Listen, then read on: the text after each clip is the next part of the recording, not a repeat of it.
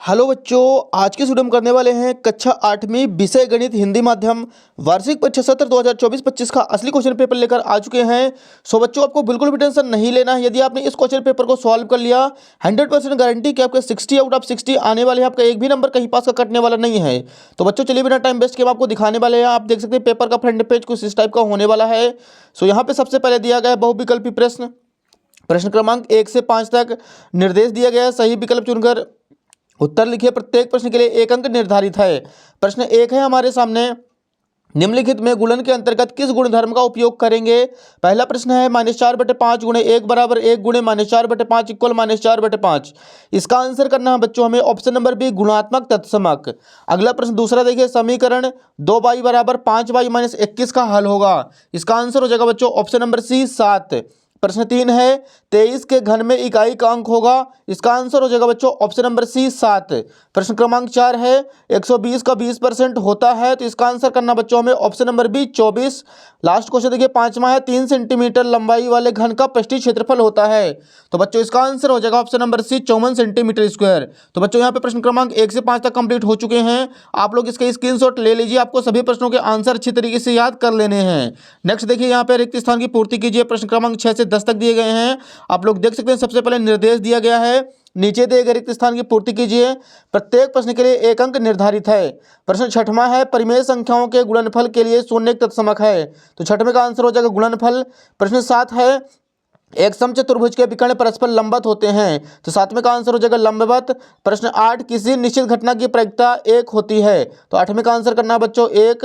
प्रश्न 9 है, जीएसटी यह कर माल की आपूर्ति या सेवा या बिक्री पर लगाया जाता है। तो 9वें का आंसर हो जाएगा बिक्री। प्रश्न क्रमांक 10 है, किसी ठोस का पृष्ठीय क्षेत्रफल उसके फलकों के पृष्ठों का योग होता है। तो 10वें का आंसर हो जाएगा बच्चों पृष्ठों। तो बच्चों यहाँ पे 6 से 10 तक भी क्वेश्चन कंप्लीट हो चुके हैं। इसका आंसर आप लोग देख सकते हैं यहाँ पे। नेक्स्ट देखिए, अति लघु उत्तरीय प्रश्न क्रमांक 11 से 16 तक दिए गए हैं। सबसे पहले निर्देश दिया गया है, नीचे दिए गए प्रश्नों को हल कीजिए। प्रत्येक प्रश्न के लिए 2 अंक निर्धारित है। प्रश्न 11 है, -4/9 प्लस -4/9 को हल कीजिए। तो आप लोग देख सकते हैं इन दोनों को एलसीएम ले लें, 9 आ जाएगा एलसीएम। ऊपर -4 है तो -4 दोनों को प्लस कराएंगे तो -8/9 आ जाएगा इसका आंसर। अगला प्रश्न देखिए बच्चों, अगले पेज पर दिया गया है। सो यहाँ पे हमारे सामने प्रश्न 12 है, व्यंजक 1 + z स्क्वायर + z³ रैखिक व्यंजक है या नहीं, और यदि नहीं तो क्यों। तो इसका आंसर हो जाएगा बच्चों नहीं है, क्योंकि इसमें अधिकतम घात 3 है। प्रश्न 13 है, 625 का वर्गमूल ज्ञात कीजिए। तो इसका आंसर हो जाएगा बच्चों √625 एंड 625 से 25 का पेयर निकलेगा। प्रश्न 14 है, 64 का घनमूल ज्ञात कीजिए। तो यहाँ पे आप लोग देख सकते हैं √64 हो जाएगा एंड इससे 8 का पेयर निकलेगा। तो 14 का आंसर हो जाएगा 8। प्रश्न 15 है, 3:4 को प्रतिशत में बदलिए। तो इसका आंसर हो जाएगा बच्चों 3/4 गुणे 100, 100 3 300/4, 300 को 4 से भाग करेंगे 75% आ जाएगा बच्चों इसका आंसर। लास्ट क्वेश्चन देखिए 16 नंबर है, 3 पदों वाले व्यंजक को क्या कहते हैं। तो इसका आंसर हो जाएगा बच्चों द्वितीय व्यंजक कहते हैं। तो यहाँ पे 11 से 16 तक भी क्वेश्चन कंप्लीट हो चुके हैं। नेक्स्ट देखिए, प्रश्न लघु उत्तरीय प्रश्न क्रमांक 17 से 22 तक दिए गए हैं। निर्देश दिया गया है, नीचे दिए गए प्रश्नों को हल कीजिए। प्रत्येक प्रश्न के लिए 3 अंक निर्धारित है।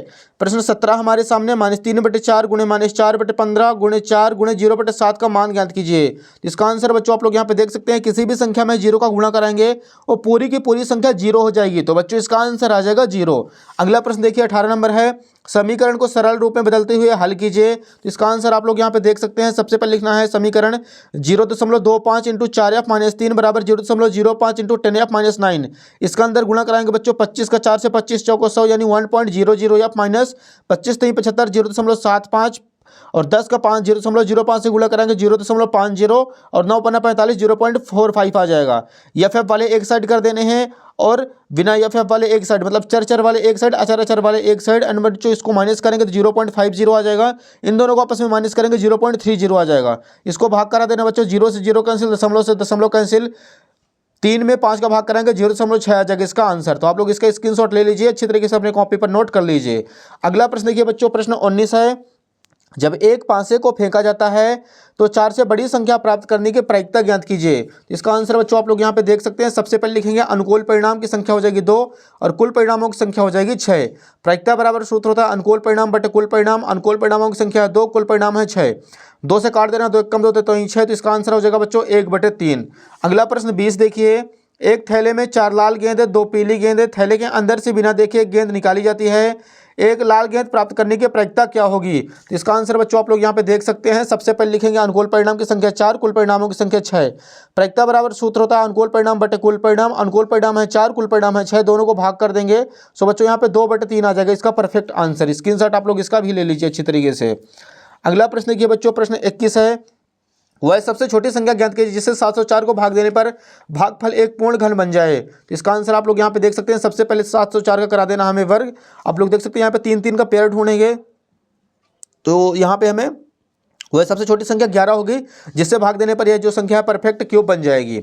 अगला बच्चों देखिए क्वेश्चन नंबर 22 हमारे सामने, किसी संख्या को दुगुना करने पर उस संख्या में 100% वृद्धि होती है, यदि उस संख्या को आधा कर दे तो कितने प्रतिशत की हानि होगी? तो इसका आंसर बच्चों आप लोग यहाँ पे देख सकते हैं। सबसे पहले लिखेंगे किसी संख्या को दोगुना करने पर उस संख्या में 100% की वृद्धि होती है, तो उसे आधा करने पर उस संख्या में 50% की हानि होगी, तो हो जाएगा 22 का आंसर। अगला प्रश्न देखिए बच्चों, यहाँ पे दीर्घ उत्तरीय प्रश्न दिए गए हैं। प्रश्न क्रमांक 23 से 26 तक निर्देश दिया गया है, नीचे दिए गए प्रश्नों को हल कीजिए। प्रत्येक प्रश्न के लिए 5 अंक निर्धारित है। यहाँ पे 23 नंबर हमारे सामने क्वेश्चन है, समलंब चतुर्भुज PQRS में x का मान ज्ञात कीजिए। तो इसका आंसर बच्चों आप लोग यहाँ पे देखिए। सबसे पहले लेंगे यहाँ पे एंगल P + Q बराबर 180 डिग्री आसन्न कोण से, दोनों को प्लस कर देना है। x - 20 + x + 40 बराबर 180, दोनों प्लस करेंगे x 2x आ जाएगा। 40 में 20 घटाएंगे 20, अब 180 में 20 माइनस करेंगे 160 आ जाएगा, और 2 को 160 से भाग कराएंगे 80 डिग्री इसका आंसर आ जाएगा। ये हो जाएगा बच्चों 23 का आंसर। अगला क्वेश्चन देखिए बच्चों, 24 नंबर हमारे सामने है। एक माली 625 पौधे ऐसे लगाना चाहता है जिससे कि प्रत्येक पंक्ति में उतने ही पौधे हैं जितनी पंक्तियों की संख्या हो। पंक्तियों की संख्या और प्रत्येक पंक्ति में पौधों की संख्या ज्ञात कीजिए। इसका आंसर बच्चों आप लोग यहाँ पे देख सकते हैं। पंक्तियों की संख्या और प्रत्येक पंक्ति में पौधों की संख्या 625 का हम वर्गमूल कराएंगे, 5 के 2 पेयर मिलेंगे, 25 पौधे इसका आंसर आ जाएगा। अगला प्रश्न देखिए डियर, प्रश्न क्रमांक 25 है हमारे सामने, 2a² + 3b का होल स्क्वायर को सरल कीजिए। तो इसका आंसर आप लोग यहाँ पे देख सकते हैं।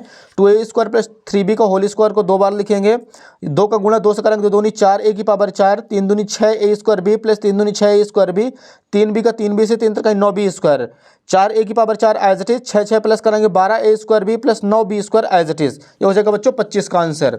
अगला देखिए लास्ट प्रश्न 26 है। 21 सेंटीमीटर चौड़ाई वाले एक आयताकार कागज को चौड़ाई के अनुदिश मोड़कर 5 सेंटीमीटर त्रिज्या वाला एक बेलन बनाया जाता है, उसका आयतन ज्ञात कीजिए। तो बच्चों इसका आंसर आप लोग यहाँ पे देख सकते हैं। सबसे पहले लिखेंगे दिया है ऊंचाई h बराबर 21 सेंटीमीटर, एंड इसके बाद लिखना है त्रिज्या की वैल्यू दी गई है r बराबर 5 सेंटीमीटर। बेलन के आयतन का सूत्र होता है πr²h। सो बच्चों यहाँ पे पाई की वैल्यू जो है 22/7 होती है, तो 22/7 गुणे r की वैल्यू हमारे सामने 5 है, तो 5 को 2 बार लिखेंगे, 5 × 5। इसके बाद गुणे लगा के h की वैल्यू, h हमारे सामने 21, 7 से 21 को काटेंगे, 7 × 21 यहाँ पे 3 आ जाएगा। अगले स्टेप में 22 गुणे 5 × 5 से 25 गुणे 3 एज इट इज। इसके बाद 22 एज इट इज, 25 गुणा 3 से कराएंगे, 25 3 75 आ जाएगा। इसके बाद बच्चों हमें अगले स्टेप में 22 का गुणा 75 से करा देना है। 22 का 75 से गुणा कराने पे आ जाएगा 1650। इसका मात्रक जो है सेंटीमीटर क्यूब हो जाएगा। ये हो जाएगा इसका परफेक्ट आंसर। इसका भी आप लोग बच्चों स्क्रीनशॉट ले लीजिए।